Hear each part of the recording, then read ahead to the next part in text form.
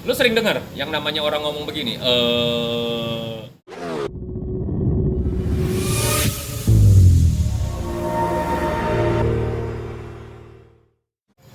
Halo Bang, yes, brother Bimo Maxim.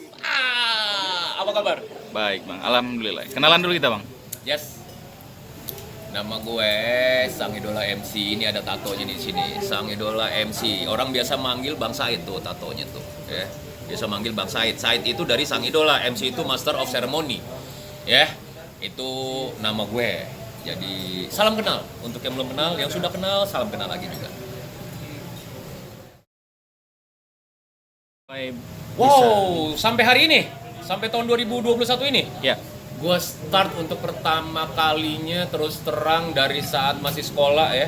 Gue udah bawain acara-acara itu di 17-an. Acara-acara di 17-an gue udah ngeberaniin diri, belum ada konsep MC yang bener. Jadi balap karung, ya kan, makan gundu. Bukan makan gundu, bawa gundu kan gitu. Makan gundu bahaya, ya kan. Jadi lomba-lomba seperti itu kelarnya langsung makan-makan siangnya atau sorenya di rumah Bu RT. Itu bertahun-tahun terus. Kalau untuk duit gue yang pertama, gue dapet dari acara HIPMI, Himpunan Pengusaha Muda Indonesia. Dan itu dipercayain oleh senior gue di kampus. Jadi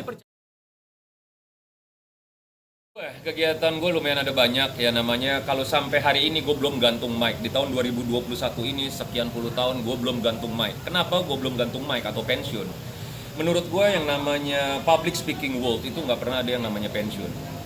Mungkin ketika gue memang harus suka tidak suka, mau tidak mau, harus ada regenerasi, ya gue akan terima itu dengan legowo. Memang sudah zamannya, dan gue juga sudah menua, kan kira-kira seperti itu.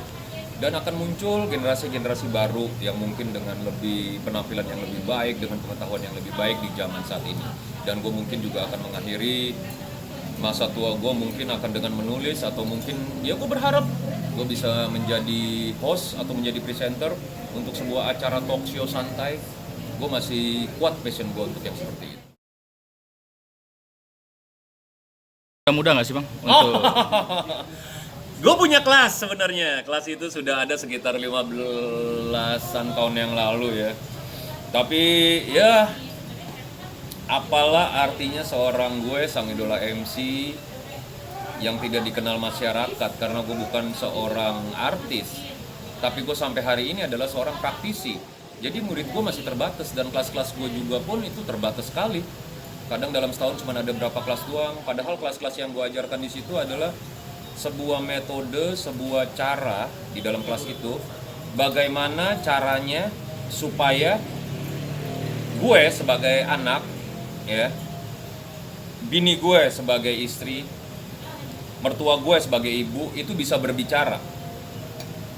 Jadi dari family concept, itu konsep yang gue tularkan, yang gue sharingkan, yang gue bagikan.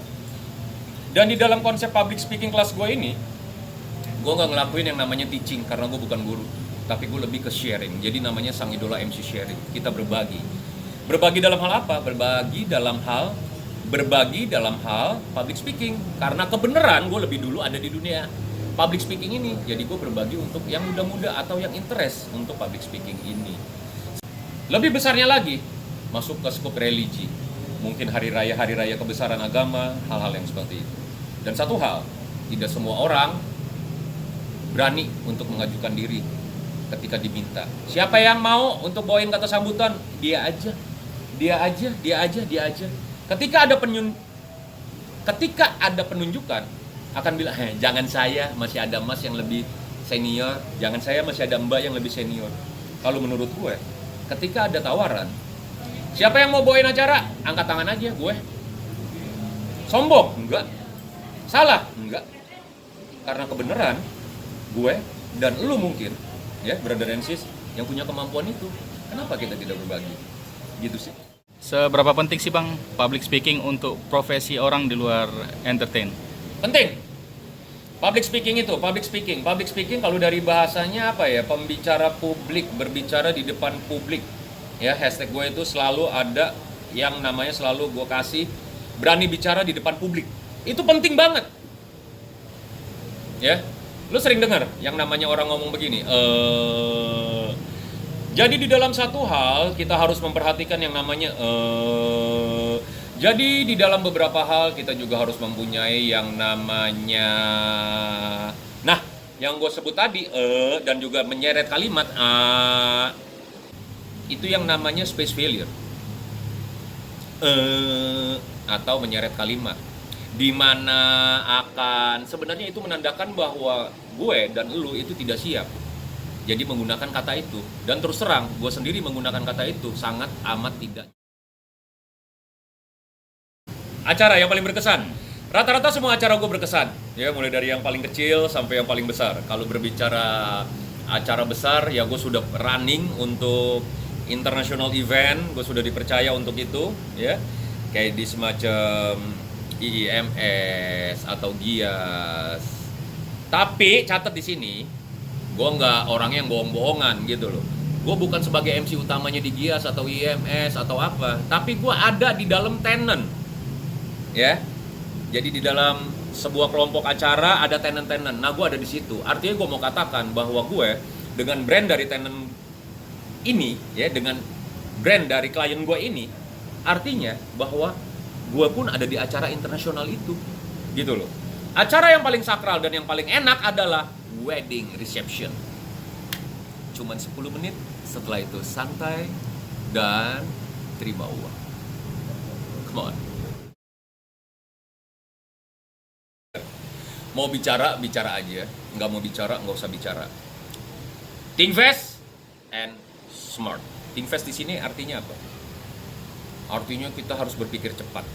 Jadi artinya setiap kalimat itu jangan terlalu lama jedahnya, langsung kita isi lagi. Menandakan bahwa kita smart. Smart di sini apa? Dari sisi edukasi kah? Bukan. Tapi dari sisi kita peka akan apa yang terjadi di lingkungan kita. Kayak di koran-koran zaman dulu ada tulisan kebakaran, banjir. Kita baca aja jargonnya itu aja, tagline-nya aja. Gak usah kita baca beritanya. Kebakaran itu apa? Banjir itu apa?